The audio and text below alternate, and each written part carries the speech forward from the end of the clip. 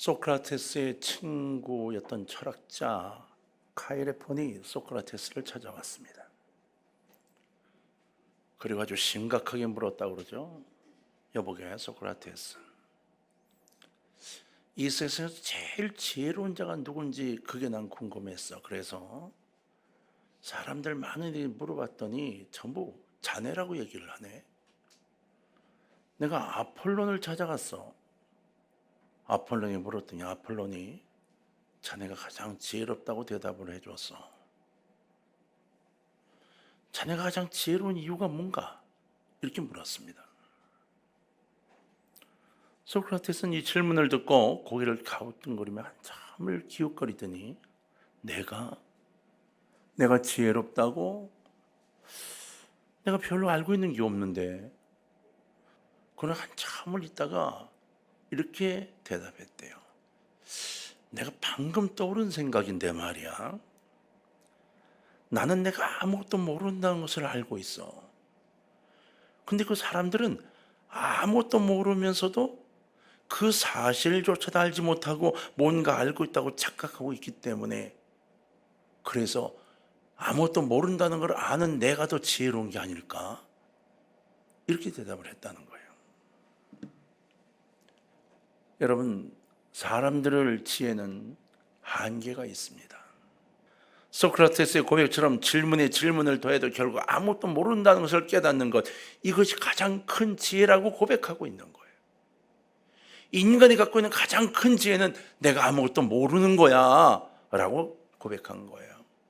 그렇기 때문에 세상의 지혜와 하나님의 지혜는 전혀 다른 것일 수밖에 없음을 성경은 이야기합니다. 예를 들어 볼까요? 세상의 눈으로 볼 때 정말 바보 같은 인간들이 있습니다. 하루 종일 일을 하고 그 피곤해 죽겠는데 이른 새벽에 버적버적 일어나 시꺼먼 봉지를 하나 들고 캄캄한 새벽에 어디를 찾아가는 겁니다. 새벽 기도회를 가는 거예요. 그 추운 추위를 뚫고 어려움을 뚫고 육체 한계를 뚫고 새벽에 주님께 두 손을 모으겠다고 그리고 가고 있는 겁니다. 세상은 그걸 바보라고 말합니다. 그런데 하나님은 그게 지혜라고 말씀하세요. 세상의 지혜로는 우리가 11조를 드리지 않고 버는 대로 열심히 모으거나 열심히 투자하거나 열심히 쓰는 것, 이것이 부자가 되는 길이라고 말할지 모릅니다. 하지만 성경은 하나님 앞에 10의 1조를 드리는 것이 오히려 차고 넘치는 은혜가 임하게 된다고 기록하고 있습니다. 창고가 가득 채워지는 축복이 임하게 된다는 거예요. 하나님의 약속이에요. 내가 그렇게 약속하겠다고 말씀하고 있는 거예요. 그렇습니다. 세상이 말하는 지혜와 하나님 말씀하는 지혜는 전혀 다른 겁니다.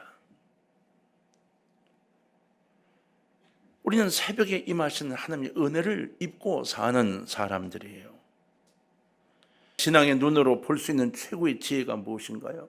그걸 묻는다면 저는 기도하도록 마음을 움직이는 지혜라고 대답하고 싶어요. 전능하신 하나님의 능력이 우리의 삶 가운데 임하는 통로, 이게 바로 기도이기 때문입니다. 그렇게 진심을 다해 자신을 내려놓고 주님의 이름으로 기도하는 사람이 바로 최고의 지혜를 가진 사람이라고 말할 수 있을 겁니다. 왜냐하면 문제 해결을 얻을 통로를 알고 있기 때문인 겁니다. 미련한 자는 그 통로를 놓고도 발견하지 못합니다. 시편 5편 우리가 읽은 이 본문은 아주 대표적인 새벽 기도의 기도문입니다. 3절에 보면 이렇게 기록했습니다. 여호와여, 아침에 주께서 나의 소리를 들으시리니 아침에 내가 주께 기도하고 바라리이다. 여러분, 여기에 아침이란 단어가 2번 반복됩니다. 히브리어 성경에 보면 이 말은 해 뜨기 전, 동트기 전을 이야기합니다. 이걸 우리 시각에서 보면 아침보다는 새벽이라는 표현이 맞죠. 우리는 동트기 전을 새벽이라 말하잖아요. 이스라엘은 새벽은 훨씬 더 어두울 때를 이야기합니다. 그러니까 오늘 시편 5편의 이 아침은 우리가 보기에는 새벽인 겁니다. 구약의 전통에 의하면 이스라엘 백성들은 제사를 이른 새벽부터 준비해 드렸다고 그래요. 아주 이른 새벽, 동 트기 전부터 준비해서 동이 트면서 제사를 드리기 시작을 했다는 겁니다. 이스라엘 백성에게 있어서 새벽은 하나님이 도우시려고 오시는 시간, 하나님께서 자신의 사랑을 새롭게 하시기 위해 임재하시는 시간이었던 겁니다. 그래서 시편 90편 14절을 보면 아침에 주의 인자하심 우리를 만족하게 하사 우리를 일생 동안 즐겁고 기쁘게 하소서, 이렇게 기도합니다. 시편 90편은 모세의 기도죠. 모세는 120년을 살았다고 합니다. 그 인생에서 그는 기쁘고 즐거울 수밖에 없었던 이유가 어디 있다고 말하고 있는가 하면 바로 새벽마다 주의 인자하심이 자신을 만족해 주셨기 때문이라고 고백하고 있어요. 시편 46편 1절로 5절까지를 볼까요? 하나님은 우리의 피난처시오 힘이시니 환난 중에 만날 큰 도움이시라. 그러므로 땅이 변하든지 산이 흔들려 바닷 가운데 빠지든지 바닷물이 솟아나고 뛰놀든지 그것이 넘침으로 산이 흔들릴지라도 우리는 두려워하지 아니하리로다. 셀라. 한 시내가 있어 나뉘어 흘러 하나님의 성고 지전하신 이의 성소를 기쁘게 하도다. 하나님이 그 성 중에 계심에 성이 흔들리지 아니할 것이라. 새벽에 하나님이 도우시리로다 라고 했습니다. 새벽에 도우신다는 거예요. 이 구절은 하나님이 환난 가운데 우리를 도우신다는 고백의 대표적인 구절입니다. 땅이 흔들리는 최악의 위기 가운데도 하나님은 우리의 피난처고 힘이 되신다는 고백입니다. 언제 이런 확신을 얻는다고요? 5절에 기록되어 있습니다. 새벽에 하나님이 도우시리로다. 새벽에 기도를 하고 난 다음 하나님이 주신 확신이 그렇게 생겼다고 이야기하고 있는 겁니다. 새벽은요, 우리에게 기도의 기회를 줍니다. 소망을 줍니다. 그리고 실질적으로 우리의 삶 가운데 승리를 주십니다. 하나님께서 백성들에게 계명, 곧 말씀을 주셨을 때도 새벽이었음을 아십니까? 이른 새벽, 그 주 앞에 두 손 벌리고 있는 모세에게 돌판에 계명을 새겨 주시기 시작했습니다. 여리고성의 무너짐도 마지막 날 그들은 이른 새벽 준비를 하라고 지시를 듣습니다. 이른 새벽 동이 트기 전에 준비하여 그들이 첫 번째의 여리고성의 도움을 시작합니다. 이것 때문에 그날 하루 7바퀴를 돌 수 있었고 여리고성이 무너지게 되었습니다. 우리가 하나님 앞에서 건강하고 능력 있게 하나님의 일을 감당하기 위해서는 새벽을 깨우는 인생이 되어야 합니다. 많은 일을 하고 싶은 사람은 새벽을 깨워야 하는 겁니다. 여러분, 1907년 평양의 대봉은 언제 일어났습니까? 바로 1903년 원산에서 일어났던 새벽기도 운동에서 시작이 되었습니다. 하나님의 만나를 언제 주셨죠?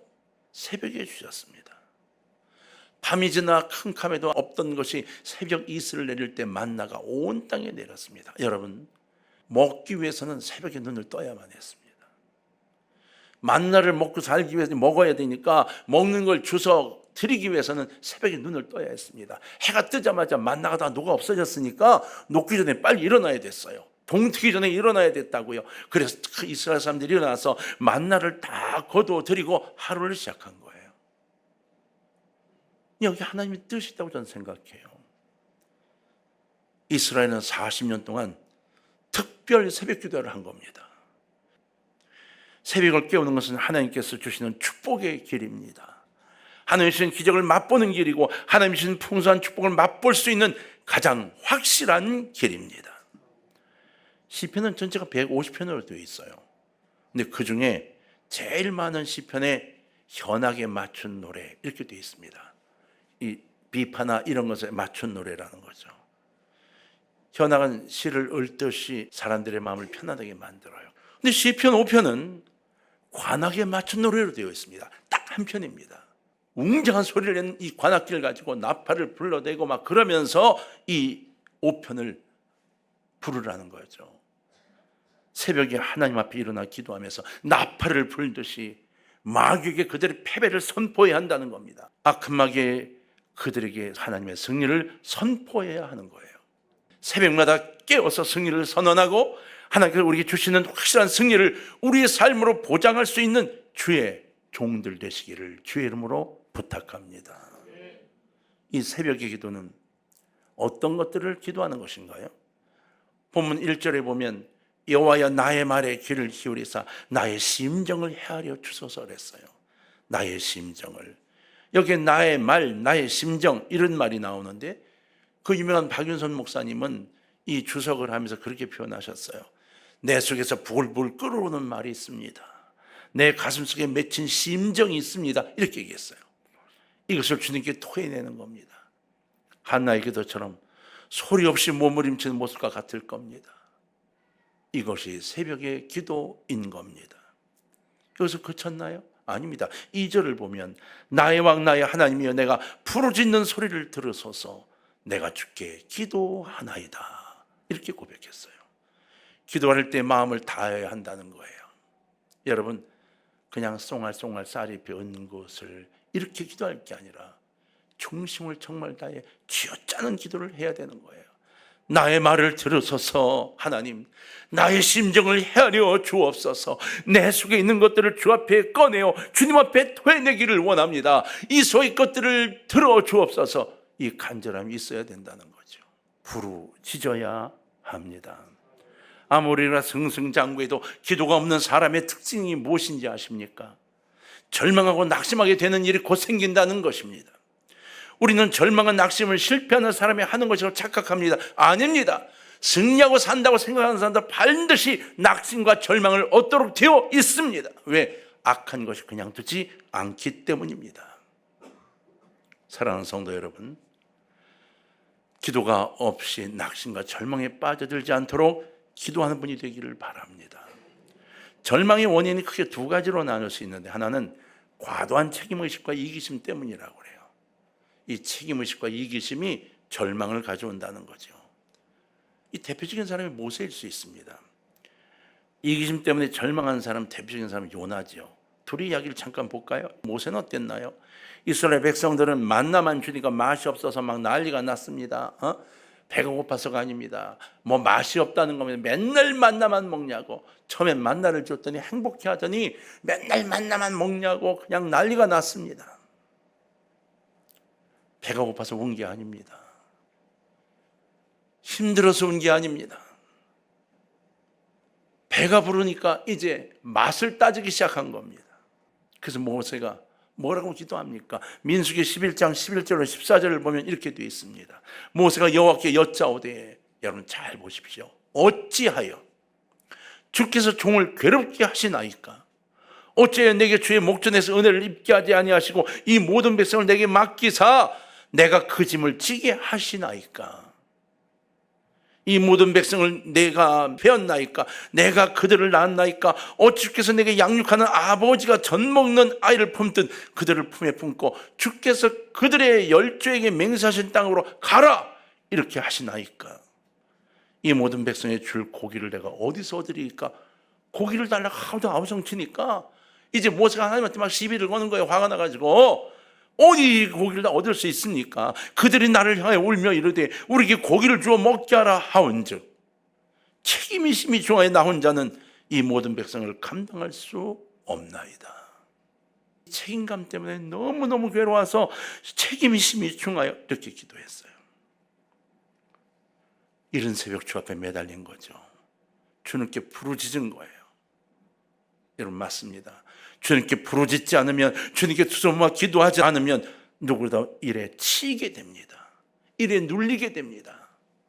그래서 이겨내기가 쉽지 않아요. 이상한 걱정 때문에 잠 못 이루게 되는 거예요.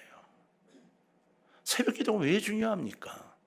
기도가 왜 중요합니까? 백성들의 원망, 백성들의 문제에서 시각을 돌려 하나님을 바라보게 되기 때문입니다. 모세는 지금 고기의 문제에 초점에 맞춰 있습니다. 아니요. 기도하면서 하나님께 초점을 맞추게 되고 하나님이 어떻게 하실 거를 기대하는 사람이 됩니다. 두 번째는 이기심 때문에 낙심한다는 겁니다. 요나가 낙심했던 것은 실패했기 때문이 아닙니다. 요나는 여러분 가는 곳마다 승승장구했던 사람이에요. 근데 요나의 문제는 자신의 뜻에 맞지 않으면 안 하겠다고 하는 거예요. 내 마음에 안 들면 안 한다고 하는 거예요. 하나님이 하라는데 안 한다는 거예요. 그래서 도망간 거죠. 여러분, 하나님이 주신 사명을 감당하게 되는 것, 이게 힘들어 요나는 괴로웠습니다. 그러나 그가 기도하면서 하나님으로부터 해결점을 얻고 요나가 또 다른 요나가 됩니다. 성경에서 죽기를 가장 원했던, 바로 날 죽여주세요 했던 사람이 셋이 있죠. 그죠? 바로 욥과 요나와 엘리야야. 요나는 아주 미워 죽겠어, 날 차라리 죽여달라고 얘기했고, 욥은요 자신 스스로의 삶에서 고통과 통증이 너무 심해서 죽여달라 요청하죠. 엘리야는요, 이 엘리야가 또 재밌죠. 바알과 아세라 그 신을 섬기는 제사장 850명을 다 죽여버립니다. 아주 엄청난 승리를, 그리고는 갑자기 약해지면서 날 죽여달라고 요청하고 도망가잖아요. 이 세 사람의 특징이 무엇인가요? 부담감입니다. 하나님이 함께 하셨을 때 힘을 얻던 그들이 일을 마치고 나니까 하나님과의 손을 딱 놔버린 겁니다. 놓고 이제는 됐어 하고 손을 놓는 순간 괴리감이 확 밀려 들어왔던 겁니다. 여러분 기억하십시오. 누구라도 기도가 없으면 반드시 낙심하게 됩니다. 저나 여러분 모두가 마찬가지입니다. 기도가 없어요? 낙심하게 되어 있습니다. 마귀는 항상 우리를 실패한 것처럼 느끼게 만드는 것이 그의 역할인 걸로 생각하고서 합니다. 그래서 하나님의 쓰임받는 종들이 기도하지 않으면 낙심에 빠지니까 그걸 알고 기도하지 못하게 자꾸 만들어갑니다. 우린 그걸 싸워야 하죠. 수경 거지 바디메오는 몸부림쳐 바짝 거지의 신세였습니다. 태어나면서부터 거지였죠. 내일을 기대할 수가 없었습니다. 완벽한 절망 가운데 있던 사람입니다. 그런데 소망의 소식이 들렸습니다. 자기의 눈을 뜨게 해줄 수 있는 예수 그리스도라는 분이 이 땅에 존재한다는 거였어요. 그리고 그분이 지금 이 앞을 지나갔다는 겁니다. 어떻게 했나요? 외쳤습니다. 부르짖었습니다. 다윗의 자손 예수여, 이 사람만이 나의 눈을 뜨게 할 수 있다고 그것 갖고 외쳤습니다. 사람들이 난리가 났습니다. 이 거지야, 이 맹인된 놈아, 조용히 하라고 막. 그러나 그는 끝까지 소리 질렀습니다. 주님이 돌아보시도록, 주님이 자기에게 말을 걸도록 부르짖고 또 부르짖었습니다. 포기하지 않았습니다. 결국 주님이 돌아보셨습니다. 그리고 물으셨습니다. 내가 내게 무엇을 해주기를 원하느냐? 바디오는 떨리는 목소리로 간결하게 대답합니다. 보기를 원하나이다. 그리고 바디메오는 눈을 떴습니다. 오늘 여러분에게 이런 기적이 일어나길 주의 이름으로 축원합니다. 우리의 모습에도 부르짖음이 있어야 합니다. 하나님 앞에서 문제의 사슬을 깨는 것은 아름다운 문장이나 시가 아닙니다. 바로 부르짖음입니다. 멋진 모습으로 주님 앞에 기도문을 외우는 것이 아닙니다. 몸부림치며 주께 매어달리는 겁니다. 간절히 부르짖으십시오. 시험이 다가오는 것을 겁내지 마시고 부르짖으세요. 그러면 끊어집니다. 여러분 일주일만 금식하고 기도해 보십시오. 낙심하여 울지 말고 기도해 보십시오. 하나님에 매달려 보십시오. 거의 모든 문제가 해결될 것입니다. 기도는 변화의 원동력이 됩니다. 이거 꼭 품으시기를 바라요. 시대를 움직이는 하나님의 백성들이 갖는 특징이 무엇인 줄 아십니까? 새벽마다 일어나서 묵상하고 부르짖으며 기도했다는 겁니다. 그래서 절망을 깨고 주변의 환경을 깨고 모든 사람을 일으켜 세우는 능력의 종들이 된 겁니다. 새벽이 없이 종들이 되었다고? 아니요. 새벽이 없으면 밤이라도 매달렸습니다. 밤도 안 되면 밤을 세웠습니다. 다윗이 왜 새벽에 기도했을까요? 다윗이 왜 새벽에 일어나 주님을 만나려고 했었을까요? 왕인데요. 그 이유가 오늘 4절로 6절에 나타나 있습니다. 주는 죄악을 기뻐하는 신이 아니시니 악이 주와 함께 머물지 못하며 오만한 자들이 주의 목전에 서지 못하리이다. 주는 모든 행악자를 미워하시며 거짓말하는 자들을 멸망시키시리이다. 여호와께서는 피 흘리기를 즐기는 자와 속이는 자를 싫어하시나이다. 여기 4절에 보면 히브리어로 왜라는 의미가 포함되어 있어요. 번역을 하면서 이걸 뺐는데 이거를 다 집어넣고 해석을 하면 이렇게 됩니다. 왜 부르짖어야 하느냐 하면 이렇게 됩니다. 왜 우리가 부르짖어야 하냐 하면 주님을 죄악을 기뻐하는 신이 아니시기 때문이다. 이렇게 됩니다. 왜 부르짖어야 하냐고요? 아유, 나는 배울 만큼 배웠고, 나는 박사인데, 아유, 난 석사인데, 내가 목사인데, 장로인데, 거기다 어떻게 되고, 아유, 그냥 점잖게 주여. 착각하지 마십시오. 왜 부르짖어야 하는 것은 네 친분이 어떻고 이거 아무 상관이 없습니다. 주님은 죄악을 기뻐하는 신이 아니시기 때문에 부르짖으라고 이야기하고 있는 겁니다. 우리 주변을 돌아보니까 부조리가 가득하더라는 겁니다. 하나님의 말씀과 일치하는 모습들이 없더라는 겁니다. 교회가 돌아서야 합니다. 교회들이 다 타락하고 있습니다. 우리 성도들이 돌아서야 합니다. 성도들마저 세상에 본디되지 못하고 있습니다. 기도해야 합니다. 하나님의 말씀에 떠나 있는 모든 것을 놓고 기도해야만 합니다. 변화될 때까지 기도해야 합니다. 이것이 하나님의 백성이 해야 할 사명인 겁니다. 7절에 8절을 볼까요? 자, 이건 교독하겠습니다. 오직 나는 주의 풍성한 사람을 힘입어 주의 집에 들어가 주를 경외함으로 성전을 향하여 예배하리이다.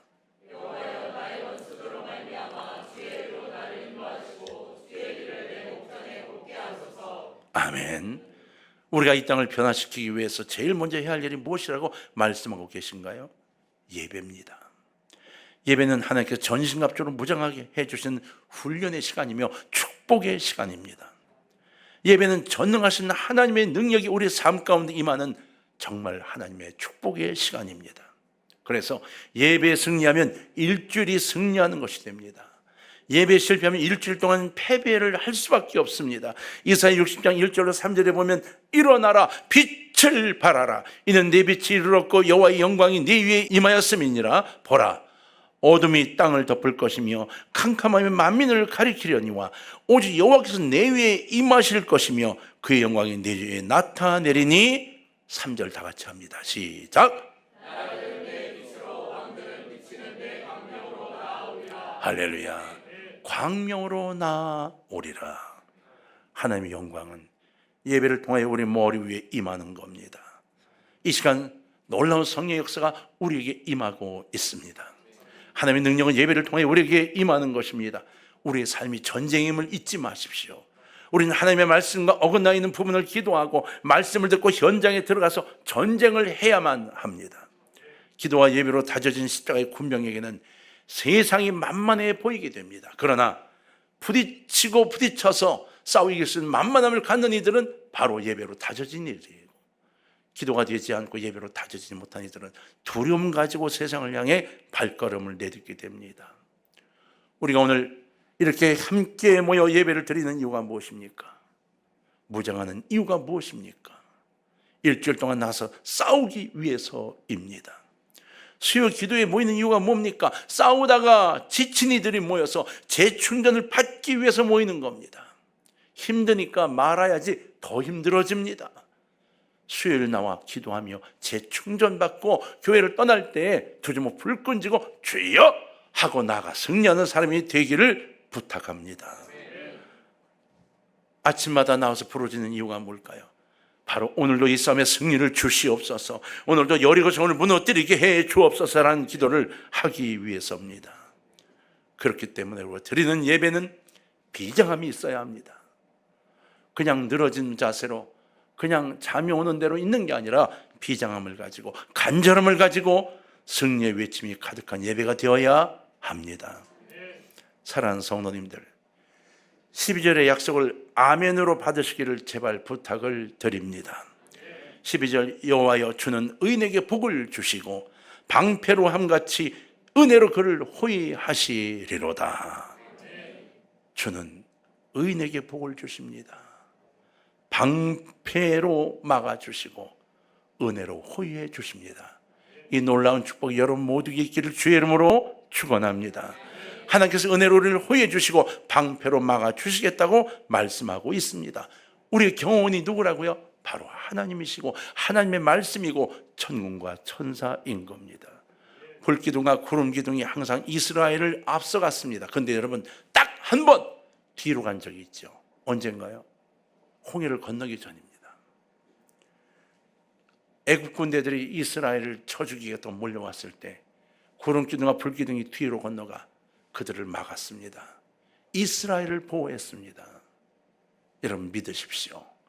구름기둥과 불기둥이 오늘 우리와 함께 하실 것입니다. 그러나 이러한 축복의 삶에 조건이 있습니다. 자, 한번 따라합시다. 순종. 바로 순종입니다. 제가 하나님의 도구입니다. 하나님께서 가라면 가겠습니다. 서라면 서겠습니다. 하는 이 결단과 고백이 있을 때 불기둥과 구름기둥이 우리에게 역사하기 시작하는 것입니다. 악한 것과 싸워야 보호해 주시는 하나님의 약속이 이 속에 들어 있습니다. 시편 5편은 말하고 있습니다. 하나님의 모든 중요한 축복과 은혜는 새벽의 기도를 통해 주신다고 하는 것이죠. 그러므로 기도해야 합니다.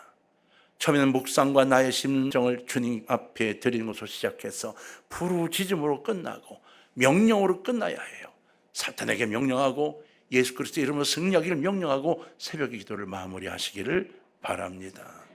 그럴 때 주님께서 우리를 불기둥과 구름기둥으로 보호해 주시고 하나님의 은혜 방패로 우리를 품어 주실 것입니다. 사랑하는 동강의 모든 가족 여러분, 오늘 여러분들은 기도로 얻은 은혜의 방패를 하나씩 품고 세상을 향해 나가시기를 바랍니다. 이번 주 승리하시고 다음 주 만날 때 찬양과 기쁨으로 가득히 만나길 주의 이름으로 부탁합니다.